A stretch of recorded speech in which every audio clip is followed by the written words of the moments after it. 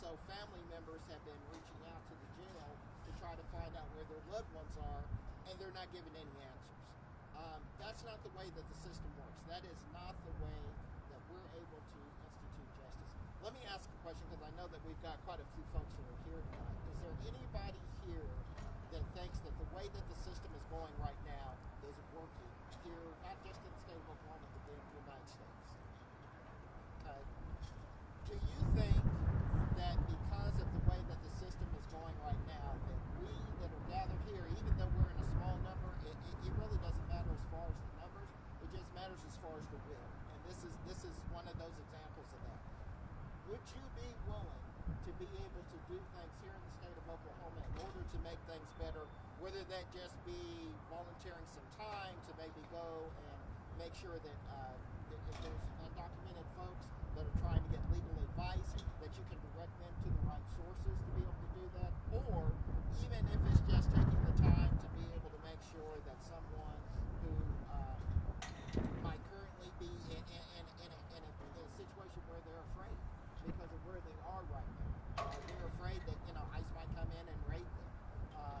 That you can get the information to the right sources, whether it be the ACLU, which is one of the organizations that's really working very hard here in the state of Oklahoma to try to address those issues, as well as some other nonprofits that are trying to work as well to be able to get that information to them. I just want you to think about that, because I know that you don't have to answer that question right now, but when we gather here, when tragedies happen, we also need to come up with solutions to be able to try to avoid those tragedies and do what we can to try to make the system better. That's our main goal here. That's the purpose of this meeting here. We are going to gather for those who would like to offer a prayer. We're going to open the opportunity to be able to do that, because one of the other things that I think is getting confused is that the humanity of not only just Oklahomans, but folks in the United States is being lost in all this. We are the land of opportunity. Many of our great-great-great-grandparents came here in order to try to either flee persecution. Some were brought here unwillingly. Some were taken away from their lands because of folks that were coming here in the United States.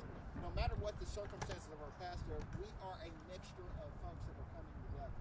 And so we need to remember that, especially when we start talking about issues that are related to immigration. So before I get just too far into this, I want to ask folks, what are some of the things that you've seen so far that have concerned you the most? What brings you here tonight?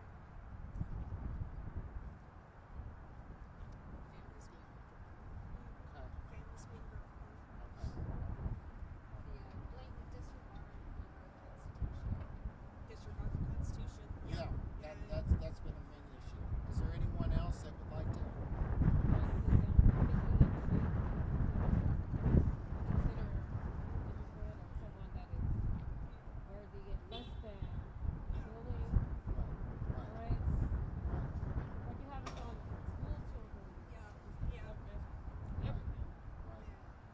There are some school children right now here in the state. It used to be the policy that if you were a school child and you were in a situation where maybe you had an undocumented parent, or you yourself might have come here through means of trying to flee persecution, your parents brought you here and you're going to the school system. The school children were not affected by that. That's not the case. They've had ICE raids in schools, elementary schools. We actually spoke to a family whose child was taken in an ICE raid here in the state of Oklahoma, and they spent weeks trying to find their child because ICE first said that they could not tell the parents where the child was, and then once the folks that were here that were legal, that one of the parents was a citizen here in the United States. When that parent tried to find out exactly what was going on and get down to the bottom of it, at one point they were told, we don't know where the child is. We know that they were brought into a center, but we can't determine whether or not that child was taken to Texas or whether or not that child has been moved as far as a place that they have in Arizona that they were taking children to. So you have kids whose parents came here in order to try to give them opportunities and chances that are being taken ripped away from their families, and they're not seeing the justice that America represents. They're not seeing the compassion that America represents. And so that's something that I think that we need to also keep into account. I want to ask all of you to do this with me. Number one, gathering here is important, and again, I want to thank you for that. But number two, when you leave from here today, don't let this just be the only activity that you do. I want you to go home and I want you to seriously think about what's within your means to be able to do in order to address this situation. Is it talking with neighbors and letting them know that just because someone has come here from another country, that doesn't mean that they mean us ill will? Just because they might not look like you or they might not even speak like you, does that mean that they don't deserve compassion and opportunity? And if you feel like that there's something that you can do, I ask you to please do that. Because if you start doing that and someone sees you doing that, that gives someone else the courage to maybe do the same thing. I will say that at times like these, someone once told me that, ask someone working in the state. I'm like, well, how does it feel right now working in the state? I don't work for the government. I'm not in that government position. And the person told me people feel feverish right now. People feel feverish. They feel like action needs to be taken. So I think we are having a healthy community buzz, if you will, of people who are like, okay, you know what, it is time to do something. It is time to do something small. Because it doesn't have to be big. It can be small, it can be within our means, it can be volunteer work, it can be on Facebook, it can be on socials, it can be with your own small community. But I do think people are feeling feverish right now. And that's a good energy we're trying to capture and trying to direct in a healthy way. Because we don't want chaos. We don't want any of this violence. We don't. We want healthy communities. And that's what we're fighting for. Is there anything anyone else would like to share or maybe talk about? Can someone give us direction about what we can do? So this is what I would like to do. With everyone that's here right now, what I want to do is, if you don't mind, I'm going to take your information. And what I would like to do is to be able to reach out to you. Our office is located in Southwest Oklahoma City. It's at 301 Southwest 23rd Street. So it's right in the heart of the Hispanic community that's here in Oklahoma.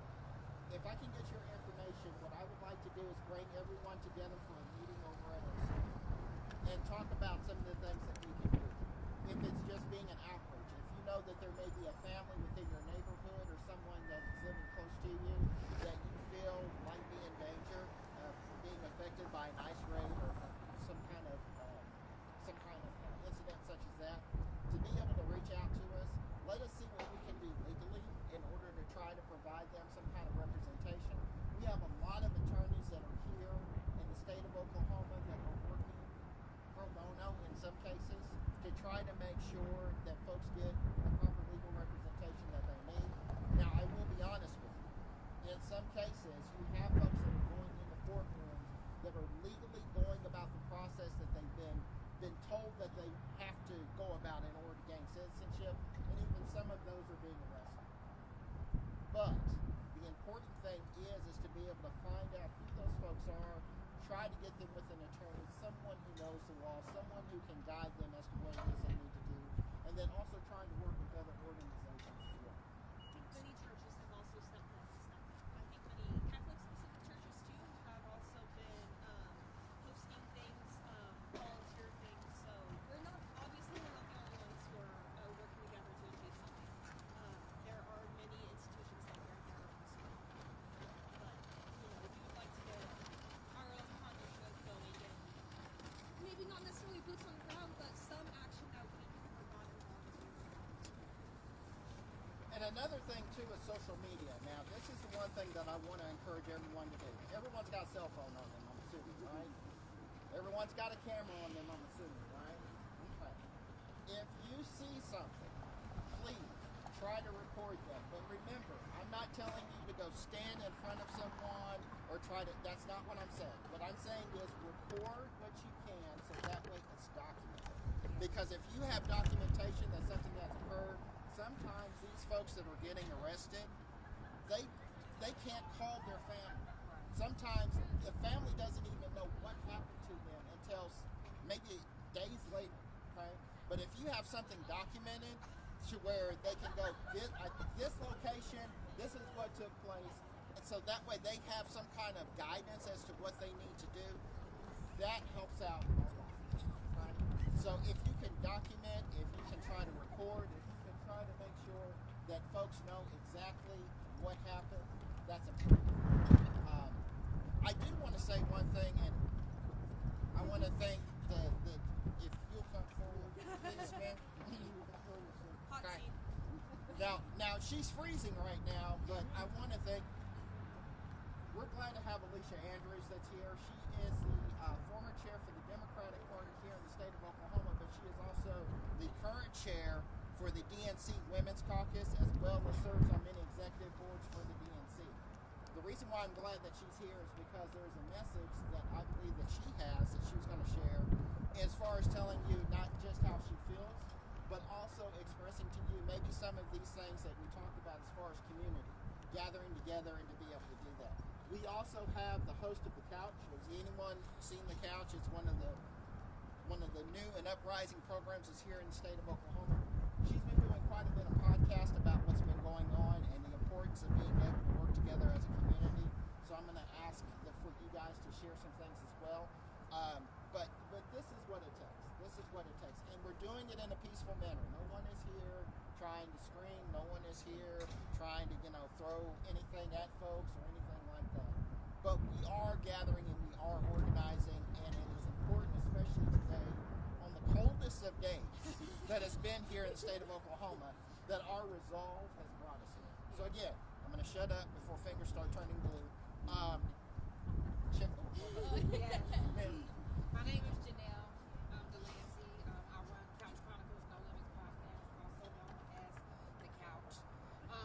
What I speak about on my podcast is pretty much everything. I don't just speak about ICE. I speak about mental health. I speak about fentanyl. I speak about DHS.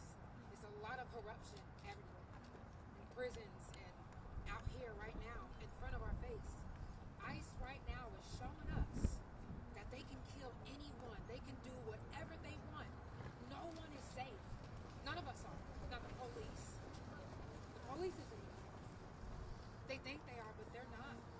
They actually should be banding with us to stop ICE. ICE, to me, they're assassins. They're nothing but pure assassins. They literally executed Renee in cold blood. And not just Renee, but Keith Porter. They're killing all of us. Not just blacks, not just Mexicans, but all of us. They don't care if you're white, you're black, you're alien. If you don't fit the description of what they want, you're gone. Or arrested. Or taken where your family don't even know. So yes, always report. And I know sometimes it's scary. It's scary to put yourself on the front line because you don't know what they would do to you. You don't know if you'll end up another Renee or another Keith. You don't know. We don't, none of us know. But if we're not standing up for something, then what are we here for? What are we doing? Don't you want to leave a legacy behind? Not just a job for your kids, but something for them to remember. Like, yeah, my parents and my family, they stood on the front line when nobody else would.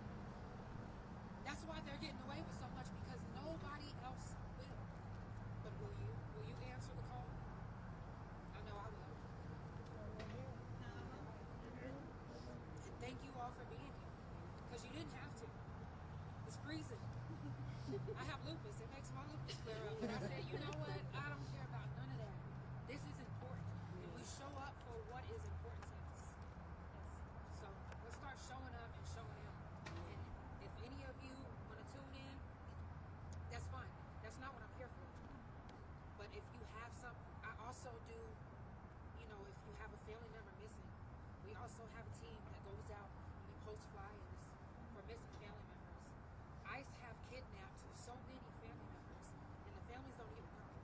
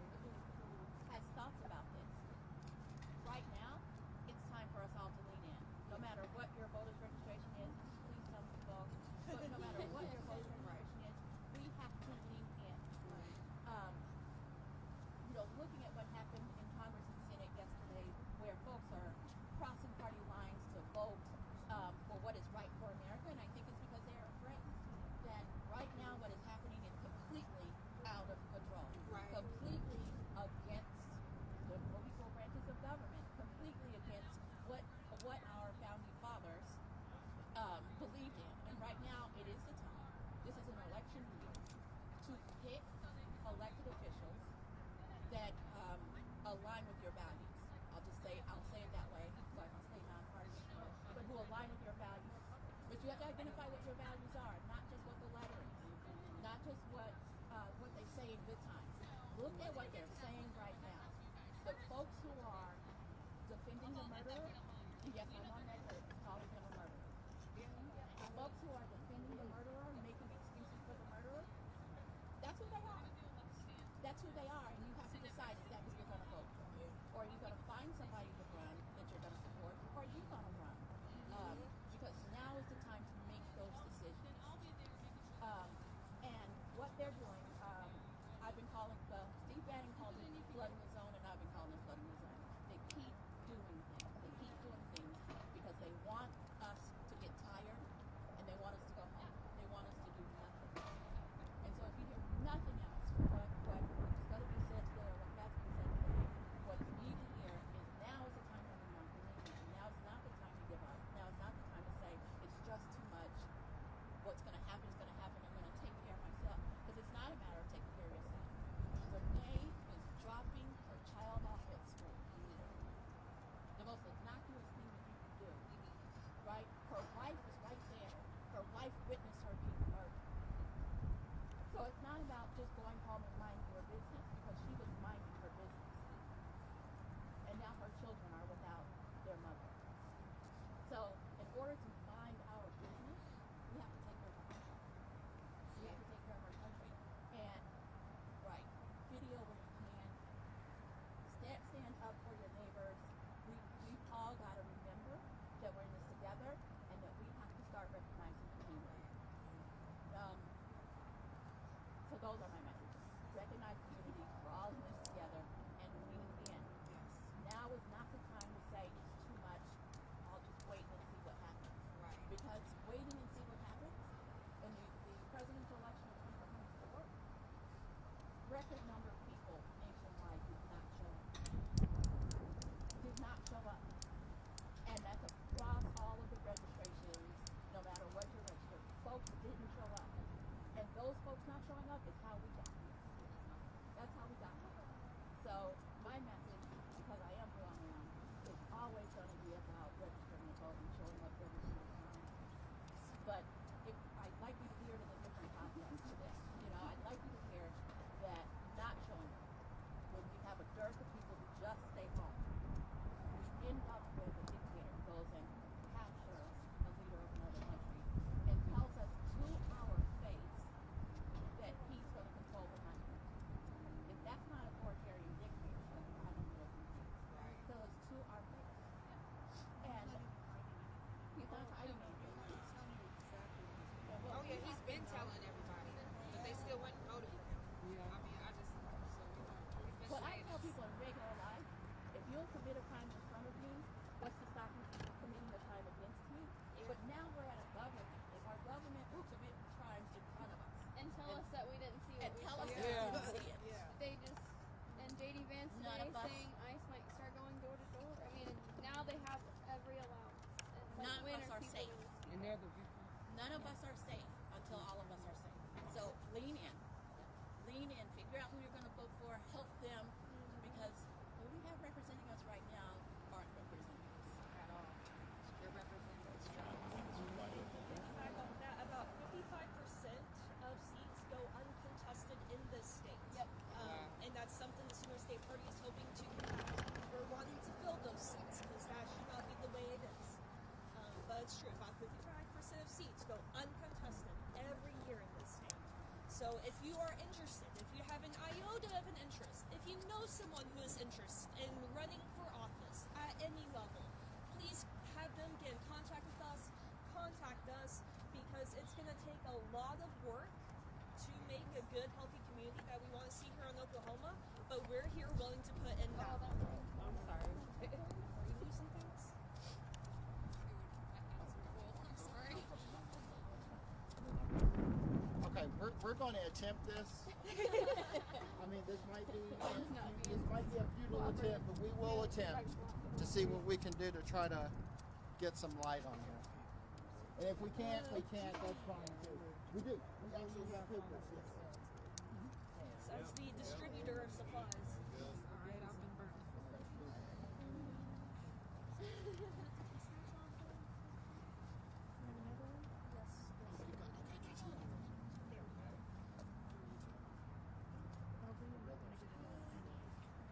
everyone is kind of trying to cooperate a little bit.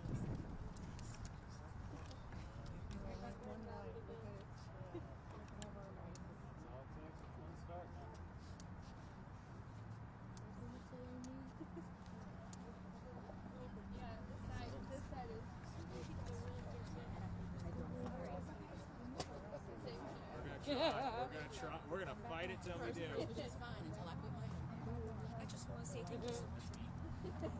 I like the purple lighter. Thank you for taking the time. That's literally what I've been trying the whole time, but then I'm like, I'm gonna set myself up. The effort was there. I appreciate you for coming out too. Absolutely. Are you with the Neal Center? I'm actually with the super Not just, we'll just hold the candles. Yeah, we'll just hold on to the lights. Would you be up for a quick interview after that? You know what? Let's do that.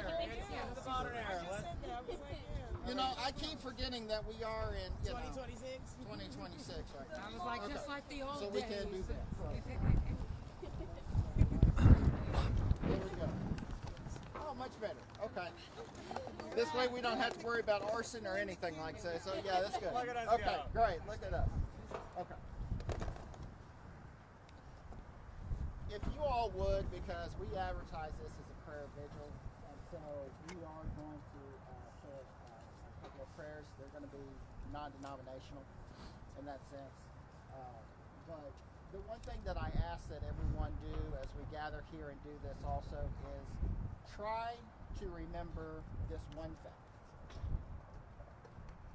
We are in a land right now here in the state of Oklahoma where a group of individuals that were here long before anyone else were brought here through what's called the Trail of Tears to settle here in this state. Oklahoma is one of 6 states within the United States that is considered to be the land of immigrants because this was considered to be outlaw land, which means that if you were Irish, if you were Catholic, if you were anything that was not considered to be acceptable on the eastern coast, you were brought here or you came here to Oklahoma in order to try to find a better life when the territories opened up. We are also the state where we have to remember that in 1921, the first bombing that ever took place here in the United States took place in Tulsa, Oklahoma on Black Wall Street. And that was by American citizens bombing American citizens. We also have to remember that in this state, that when it comes to migrant farmers or farmers that use migrant work, that we're considered to be one of the top 5 states because here, because of our vicinity not only to Texas, but also because of here, folks who maybe don't earn that much can actually live a pretty decent life because the cost of living here is low. Now I say all of this to say that we also stand at the heart of the nation. When the Murrah Building bombing happened in 1995, Oklahoma was considered to be the heartland. That was one of the things that we were known for, not only because of our location, but because of the compassion that we showed. Right now, that same kind of compassion is needed, especially in this dire time. I want to ask everyone, if you would, to bow your heads with me and let us ask the Spirit above to guide us in what we need to do, but also to remember this great nation in which we live, and to be able to be the shining lights like what we're holding right now for a time of darkness that we are in, so that way we can try to see our way through this together. If you would. We ask, great Creator, that you would be with us, that you would be with each and every individual that is here on this cold winter night, to be able to find the strength to do what we need to do in order not to live the American dream, but to share the American dream with all of those that are here. We pray that you be with those that are seeking might and seeking right, and not trying to play into the whims of those that are doing things that are opposite of what your will is. We ask for your guidance. We ask for your strength. But most of all, we ask that our compassion that we have just within this gathering will spread from this place all across the state. As we stand here on the steps of the Capitol of this state, at this building where laws are made and where legislation is debated and where the seat of governance is, we ask that this light shine throughout. We ask that those that are currently right now in fear of being taken away from their family, of being sent someplace that they did not come from, of not being able to share in the dream which is America, we ask that you provide them strength and comfort and security. And we pray that those things that are occurring right now that are unjust, that you bring justice to them, that your hand guides all things, that you continue to be with us and let us be vessels to be able to be within your service. We thank you for this gathering. We thank you for the folks that are here. But most of all, we thank you for allowing us to be able to stand not only as individuals from different races and different backgrounds and different cultures, but to stand together as Oklahomans to say, we believe that justice is first and foremost and not totalitarianism. And we ask this in the name of all that is great in the creation. Amen. Is there anyone that would like to say anything while we're here? We've still got a few more minutes. Again, I don't want to keep everyone out here till folks start turning purple. But is there anybody else that would like to say a few words or just want to keep on?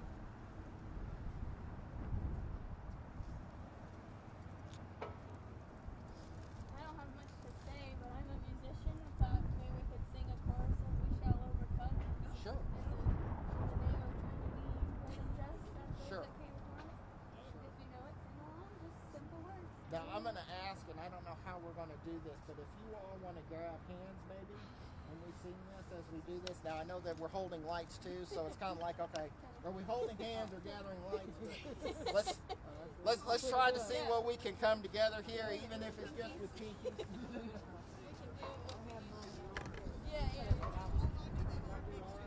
Hold on to arms. Yeah, that'll work. Yeah, we'll hold on to arms and lights. There we go.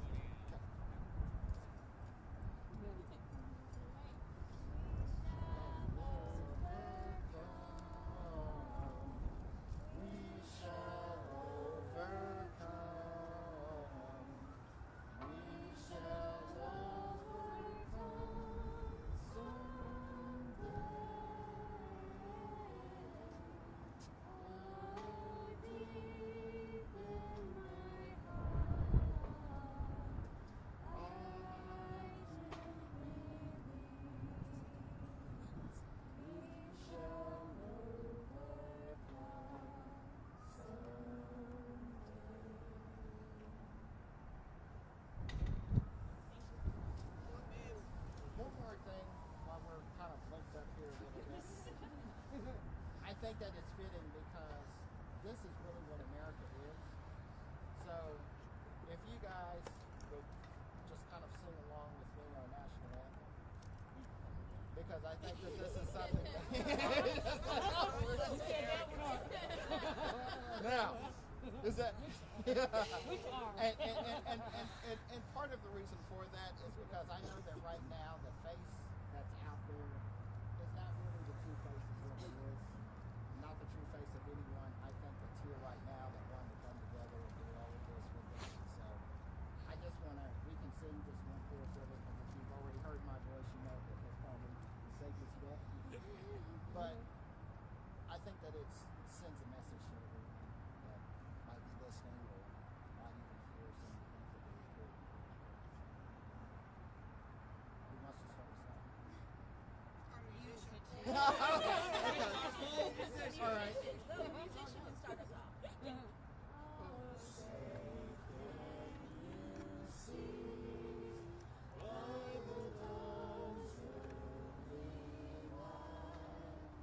What so proudly we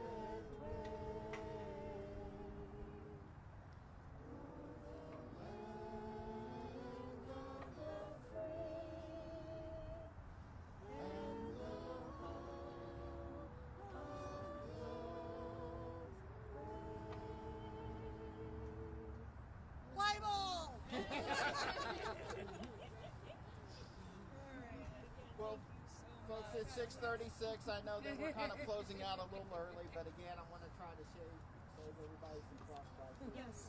But listen, thank you all. Thank you all so much for coming out. Again, if you will, we're going to get your information if you want to share that with us, and then we'll reach out to you and let you know when we're going to have our next meeting at the Neal Center for Justice, so that way we can start to organize and see what we need to do in order to try to help our fellow citizens. Again, I also want to say too, remember that the opening session for the state legislature is in February. Start Monday in February. Start contacting your state representatives and your state senators. If this is something that you feel passionate about, it is local and it is statewide. So not only just contact the folks that are here, but contact your mayor or your city council folks to let them know how you feel, because that's the only way that we're going to be able to treat it. Ezra, man, Director of Communications. Good to meet you. What's your name? Ezra, I'm the Director of Communications. Ezra. Okay. Come back to things that are going on.